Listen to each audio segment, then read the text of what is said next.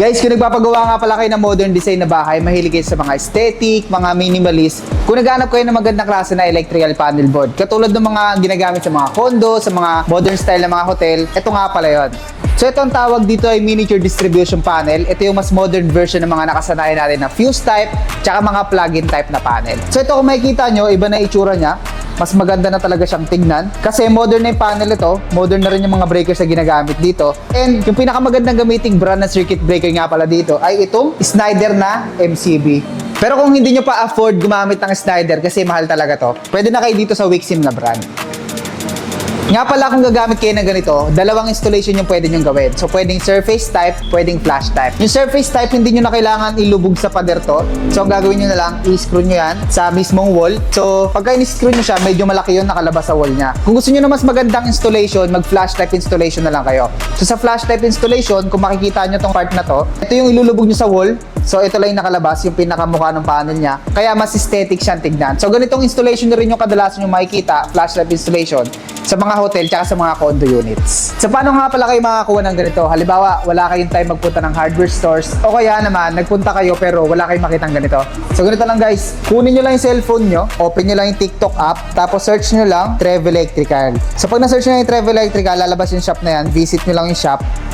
Tapos hanapin nyo lang yung miniature distribution panel. So kung 3 breakers nga pala yung kailangan nyo, ang i-check out nyo ay itong 6 ways na panel. So itong 6 ways na panel, kaya niya mag-fit sa 3 pirasong 2-pole na miniature circuit breaker. So yan yung itsura ng 6 ways. Ganito siya pag may breaker. Yan, 6 ways panel. So set nyo na nga rin pala ito makukuha. Meron na itong kasamang panel, miniature circuit breaker, com bus bar para to sa wiring. Then meron na rin itong grounding bus bar sa loob. So ang gagawin nyo na lang dito is papawiringan and i-install nyo na lang. Ngayon, kapag ka-4 na breakers naman yung kailangan nyo, ang i-checkout nyo naman sa TikTok shop ay itong 9 ways na panel. So itong 9 ways na panel, kaya niya mag-fit sa 4 pieces na 2-pole miniature circuit breaker. So mas malaki lang siya ng konti sa 6 ways. Yan, mas malaki lang siya ng konti. Then kung ano naman, kung 6 na breakers yung kailangan nyo, ito naman yung i-check out nyo. So ito guys, 13 ways to, kaya niya mag-fit sa 6 na pirasong 2-pole na MCB. So yan.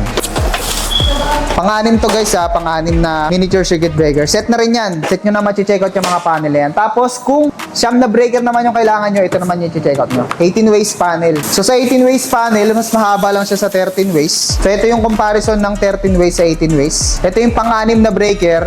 Tapos ito naman yung pang-9 na 2-pole na breaker. Eh paano naman kapag ka 12 o 10 breaker yung kailangan nyo? So ang i-check out nyo naman dyan ay itong 26 ways.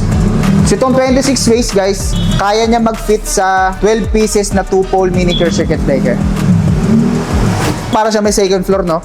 Kasi ang breaker niyan is 6 sa taas, 6 sa baba. So kung mapapansin nyo, yung mga binanggit natin na panel, mayroong allowance yung iba. So for example, 9 ways, 13 ways, 26 ways. So para saan ba yung allowance nung? Kasi usually, di ba, 6 ways, 8 ways, 12 ways, kumbaga saktuhan siya. So ito, kaya siya merong sobra. Kasi para pag nag-upgrade kayo ng main breaker nyo, for example, 100 ampere yung ginamit yung main breaker. Sa 100 ampere kasi, o kaya 80 ampere pataas, ganito nakalaki yung mga breaker nila.